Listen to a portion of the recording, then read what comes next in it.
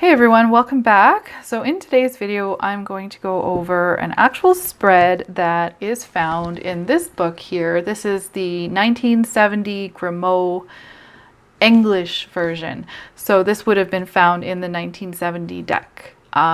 It is, in some areas it is translated poorly into English. They didn't have Google Translate back then, but it's okay. It's a good little book. It is like a smaller condensed version of the 1845 book that would have come out in the same year as the initial Grand Jeu deck. So this here, what I'm holding, is a replica of the 1845 instructions, basically, of the Grimaud deck. And whoa, my light just moved on its own there.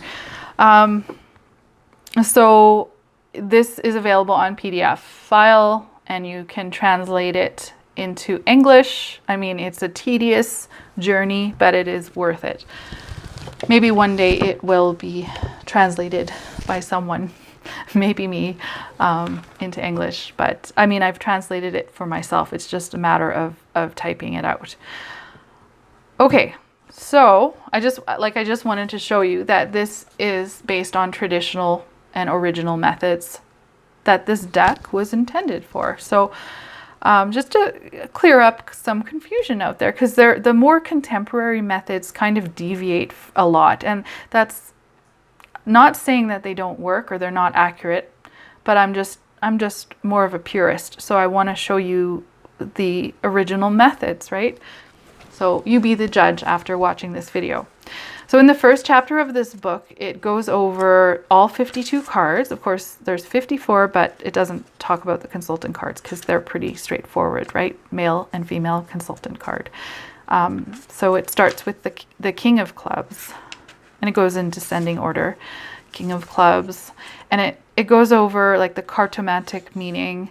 It talks about the principal illustration, like what's going on in the image, in the main image. Then it gives a definition of that, and talks about the right image, the left image, and it talks about the floral bouquet, which is like a summary of the card. It does not talk about the constellation or the playing card or the letter.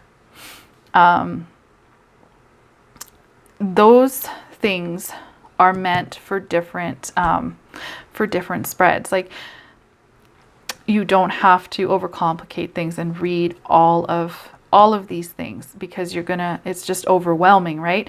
So basically you just need to know what's going on here, here, and here, and having a summary of the card isn't a bad idea either.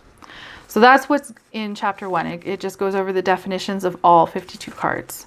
And it's very much verbatim to the French book I just showed you. When you translate the French book into English, it's verbatim. And yeah, so it is definitely based on that book. Okay, so here we go. Let's go to chapter 2, where there's the first spread. Like there's a bunch of different ways to read. There's a bunch of different spreads, but this is like a very basic one, a very good one. Okay, so I'm just going to read to you. I hope I don't bore you guys to death, but chances are, if you're here, you're very interested in the Grand Jeu anyway. So I'll try to be as clear and concise as possible. So chapter 2, preliminary notions. All the details we have given about the cards in chapter 1 must make their meaning quite clear. We now give the necessary indications for their application.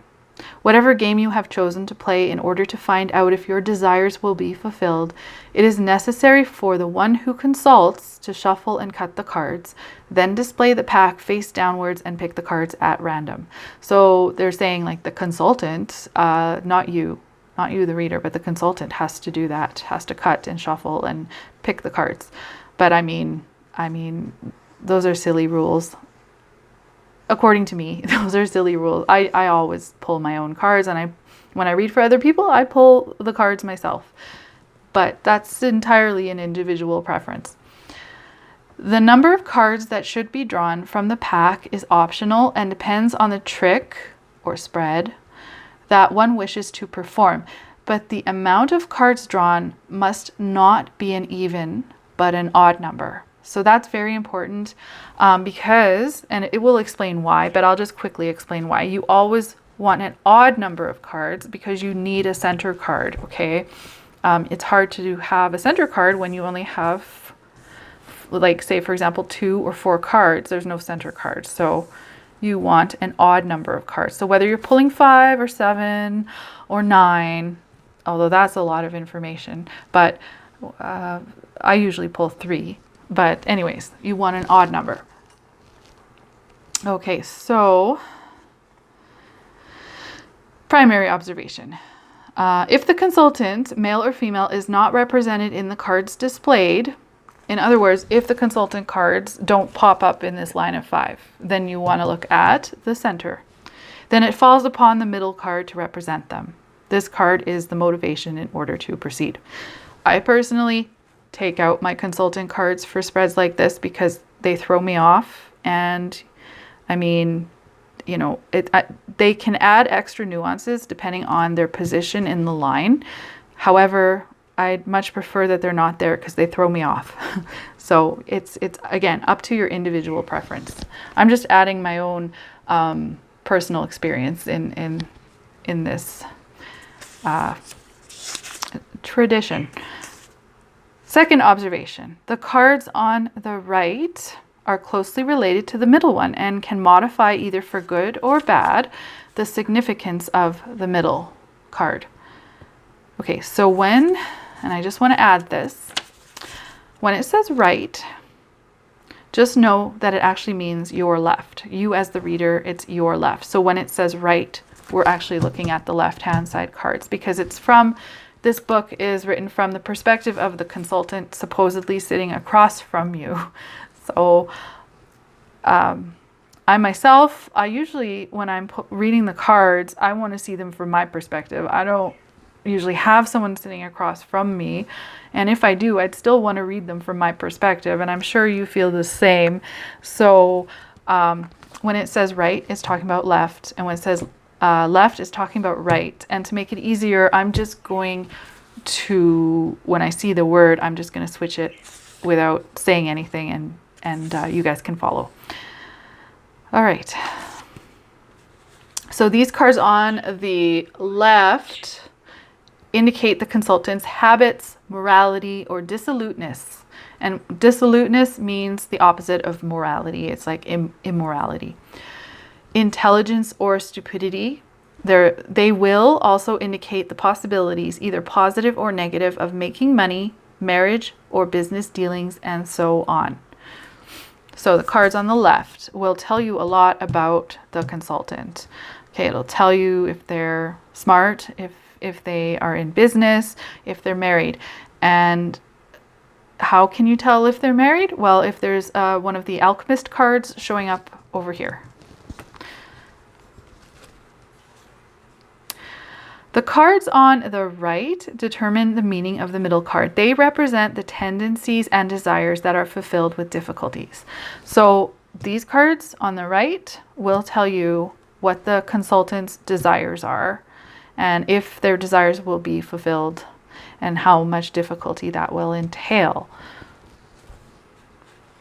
Therefore, these cards on the right and left completely influence the middle one. If they are good, it means success. If they are bad, it means difficulties and a warning for the consultant, male or female, to be on their guard. Since the meaning of the cards is modified by the small illustrations on the right and the left, we will now explain a hand of 5 cards, which will serve as an example. So this is the 5 cards, the king, the queen, the jack, the 10, and the 9 of clubs, all in order. And I have put them in the same exact order as in the diagram. King, queen, jack, 10, and 9 of clubs. All right, so the middle card is the jack of clubs. Let us take an imaginary consultant who hides his or her secret wishes. We will disclose the following. Jack of clubs. Diplomatic, persevering, gallant young man, representing the consultant. Any means are good to achieve his aim. He has he wants to succeed at all costs, even if he has to use skill, subterfuge, promises, or seduction. He has on his left the Queen of Clubs, a woman who is good company, pleasant, generous. Pay attention to the small illustration on the right of the Queen of Clubs. A woman standing. This means the consultant frequents a woman of good company, pleasure-loving, carefree, and who could be of help. So yeah, that is pretty much the definition of this little image here. It is a woman who is of good company. She, like, think of her like a Kate Middleton type, you know, she's very well-mannered, very high-value, classy woman. Whereas this image, which we're not actually looking at, but I'm just going to discuss it, is more of someone who is very careless, very vain, very selfish. She's kind of like a narcissist in a way. So it's kind of more of a negative aspect of, like, this card is talking about females in general and like ladies of leisure kind of. So yeah, these are two different aspects of the main image. So we are just looking at this one though. We're not looking at that one. It's always going to be the image that is touching the center card that we look at. So I'll go over it in the book, but of course we're going to be looking at this later on too. So the second card on the left, the King of Clubs, man of knowledge, giving good advice. It means that the consultant is in business entailing a long journey. The second illustration on the right, a dove approaching two islands of rocks, means suspicion and wariness and that the outcome of the business journey will result in doubtful success. So we're looking at this image here. So you'll notice when you read these cards, you're looking at like I said, the image touching the main, and then this one is closest to that, as opposed to this one is further away. So we're not looking at that one. We're looking just at this one. Okay. So in a way you could position the cards like this to make it easier so that you know you're looking at these two small images. And of course, the meaning of the card is in the main image as well.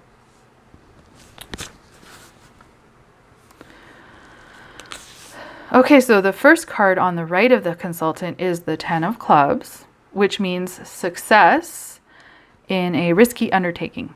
Joined to the small illustration on the left, a vine branch with clusters of grapes, above which is the talisman of the sign of Mars.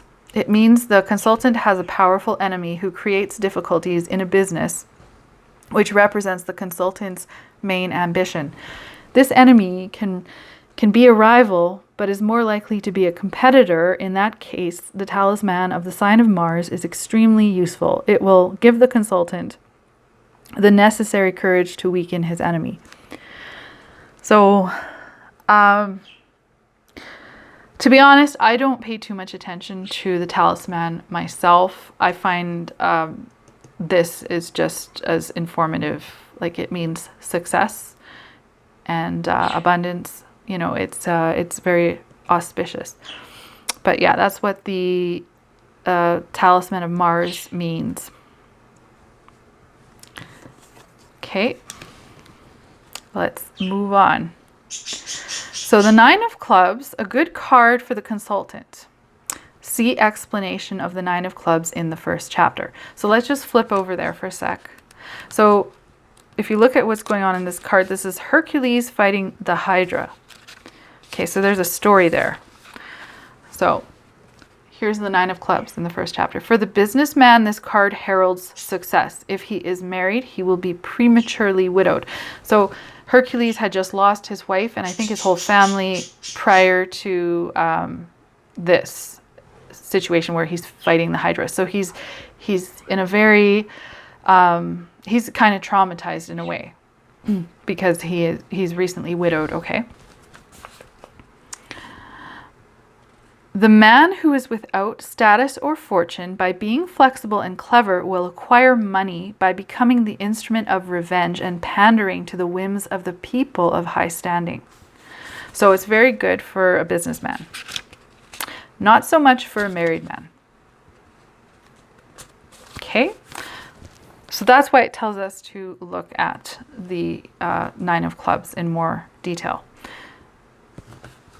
So the card on the, okay, so it means the small image on the left is, it shows that the consultant is in business. This is a businessman who is working for profit, okay?